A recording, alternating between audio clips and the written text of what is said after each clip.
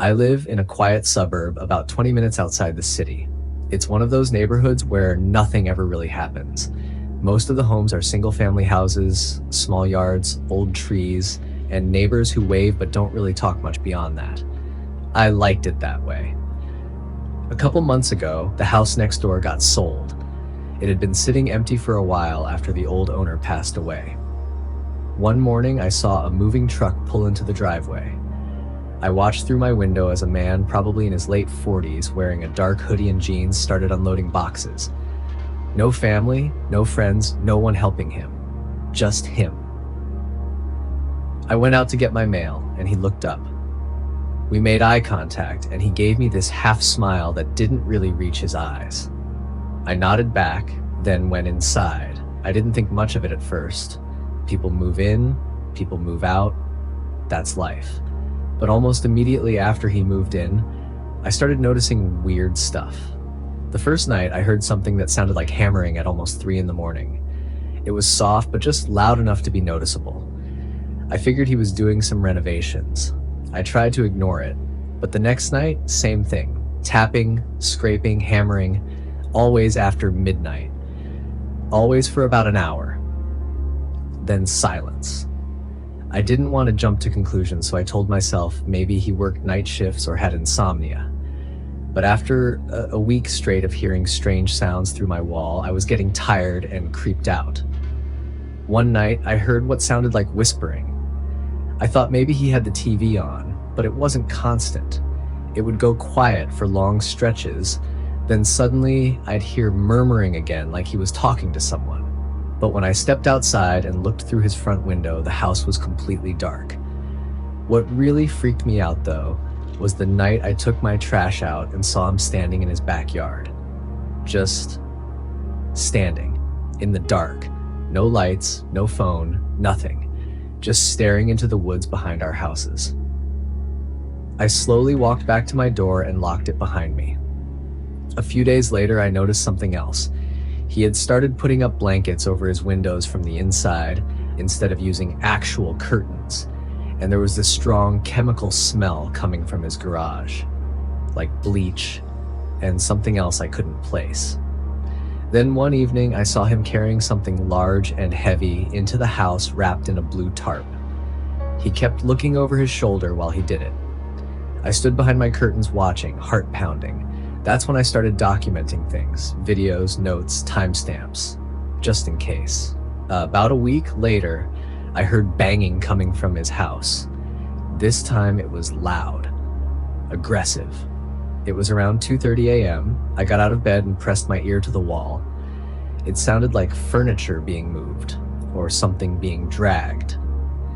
I was about to call the police when everything went silent again. I didn't sleep the rest of that night. The next day, I saw a girl, probably mid-20s, standing in his driveway. I watched as she rang his doorbell a few times, looking nervous. He opened the door and they talked for a second before she stepped inside. Something about the way she kept glancing around made me feel uneasy. She didn't look like someone he knew well. About an hour later, I heard what sounded like screaming through the wall. It was brief, muffled, but I heard it. Then, nothing. I called the police. They showed up about 10 minutes later, but by then the house was dead quiet. The officer knocked for a while. No answer. Eventually, he left a card on the door and drove off. I didn't sleep at all that night. The next day, the blankets were down from the windows. The garage door was open, but the guy was gone. I watched all day, never saw him come or go. Then around midnight, I heard it again, whispering, followed by a soft knock on my back door. I froze. It knocked again. I slowly crept over and looked through the peephole. No one was there. I called the cops again. This time, 2 cars showed up. They knocked. No answer, but this time they had a warrant. They went inside. What they found still keeps me up at night. The house was nearly empty. A mattress on the floor, dozens of empty bottles of bleach, knives laid out on the kitchen counter, and a bunch of locks on the inside of the bedroom door. The room was soundproofed. The girl from a couple nights before, no one ever saw her again. They never found him either. He was just gone. They think he packed up and ran after the first police visit. Maybe he had done it before. Maybe he was planning to do it again. I put my house up for sale 2 weeks later, because every time I close my eyes, I see that man standing in the dark, staring through the woods, like he was waiting for something or someone.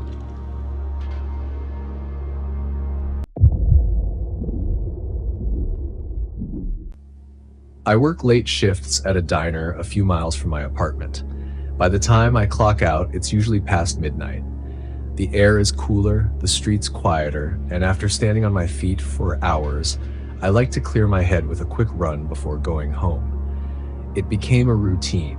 Change into my running shoes, take a few laps around the neighborhood, then shower and sleep. My apartment complex sits at the edge of a residential area with long tree-lined streets. I never worried much about safety. I stuck to well-lit roads, kept my headphones low enough to hear my surroundings, and stayed aware of my route. I knew most of the faces in my neighborhood, at least enough to exchange polite nods. That was before I noticed him. The first time, I barely thought about it. I was jogging past a row of houses when I saw a man standing on his front porch, smoking a cigarette. He wasn't someone I recognized, but people move in and out all the time. He watched as I ran by, but I kept my eyes forward and didn't think much of it. A few nights later, I saw him again. This time, he wasn't on his porch. He was on the sidewalk, leaning against a street lamp a few houses down. I caught a glimpse of him out of the corner of my eye. He wasn't smoking, wasn't doing anything, just standing there, watching. I picked up my pace and turned down another street. The third time, I knew it wasn't a coincidence. It was past 1 a.m. when I laced up my shoes and stepped outside. The night was quiet, just the hum of distant traffic. I started my usual route, keeping to the sidewalk, passing by the same rows of houses. Then I felt it, that unmistakable sensation of being watched. I turned my head slightly, just enough to glance behind me. He was there, a block back, walking, not running, not on a casual stroll, just moving at the same steady pace as me, matching my route. I told myself to stay calm. I wasn't even sure he was following me. Maybe he lived nearby. Maybe it was nothing. I kept running, made a left turn, then another. When I glanced back, my stomach dropped. He had turned too. I wasn't imagining it. My heart started pounding. I wasn't far from my apartment, but I didn't want to lead him straight home. I needed to be sure. I picked up my speed, crossing over to the other side of the street. So did he. I turned again, this time onto a smaller side street with fewer houses, fewer lights. A stupid mistake. I risked another glance over my shoulder. He wasn't walking anymore. He was jogging. I could hear his footsteps now, heavy against the pavement, getting faster, getting closer. My body moved before my brain could. I bolted, sprinting down the sidewalk, adrenaline taking over. I didn't care about my usual route anymore. I needed to get away. I cut through someone's yard, jumped over a low fence, and ran back toward the main road. My legs burned, my lungs ached, but I kept moving. When I finally dared to look back, he was gone. The street was empty. I didn't stop running until I reached my apartment complex. I slammed the front door behind me, locked it, and stood there, panting, my hands shaking. For the next few nights, I stayed inside. I stopped running after work, but I still saw him, not on the sidewalk, not by the street lamp. He had moved closer, standing by the fence outside my apartment, just standing there, waiting. I told myself it was in my head. Maybe he was just some guy who lived nearby and walked around at night. Maybe I was being paranoid. But deep down, I knew something was off. A few days later, I had to work a double shift. By the time I got home, I was exhausted, but I still felt restless. I hadn't run in days, and my body ached for movement. I checked outside my window before stepping out. The street was empty. I told myself it was fine. I started jogging, keeping my pace steady, forcing myself to relax. I took a different route this time, sticking closer to the main road. Then I heard it. Footsteps. Not mine. I glanced behind me. He was there. Closer than before. I turned a corner, speeding up, hoping to lose him. But I could hear him too, his breathing, his footsteps hitting the pavement harder. I wasn't going to outrun him. Up ahead, I spotted an old gas station, its lights still on. I sprinted toward it, pushing myself as hard as I could. I burst through the doors, startling the cashier behind the counter. I forced a smile, pretending I wasn't terrified. I bought a water, lingered inside, and waited. Minutes passed. I peered through the window. The street was empty. I took a deep breath and stepped outside. I turned toward my apartment, walking fast but careful not to run. Then I saw it. His shadow. Stretched out under the street lamp, he was standing at the corner, just watching me.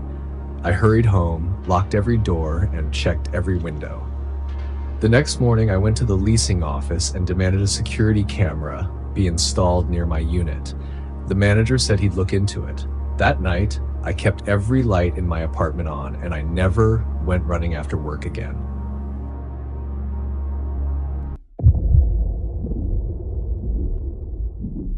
It was just past 11:30 p.m. when I heard the knock. I had just finished brushing my teeth, ready to crawl into bed after a long day.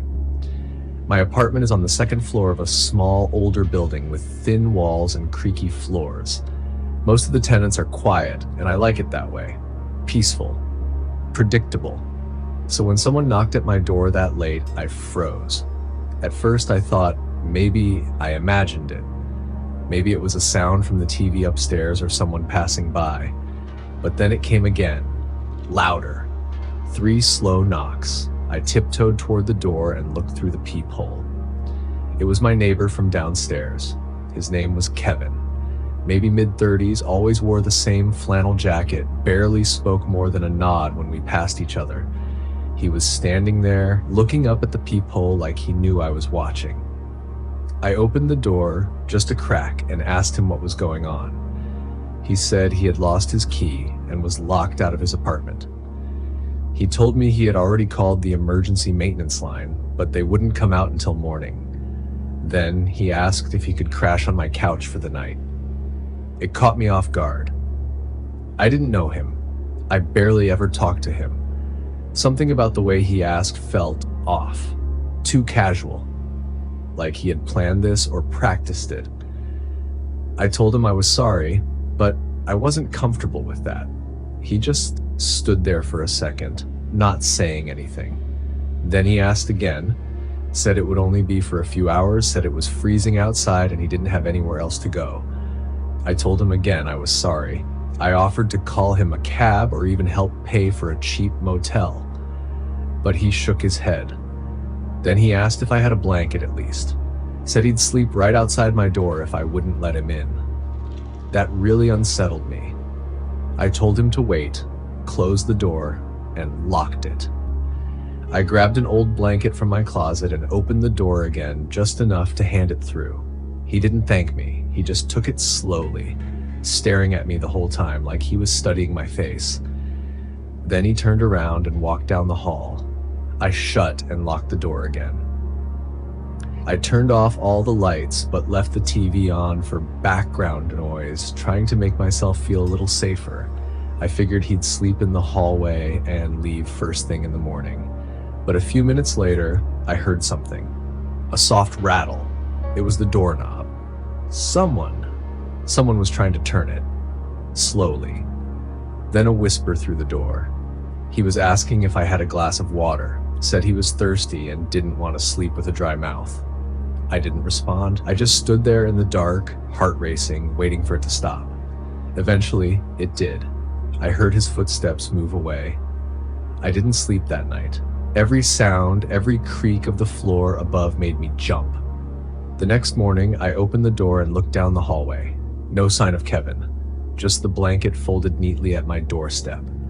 I went downstairs to leave for work and passed by his door. It was wide open. The apartment was empty. No furniture, no boxes, nothing. I went straight to the property manager and told him what happened. He looked confused, said no one by that name lived in the building, that the unit below mine had been vacant for over 3 weeks. I asked if maybe he had just moved out. He shook his head and told me the locks had just been changed last week, No one should have been inside. I still don't know who he was or how he got in that unit. I haven't seen him since.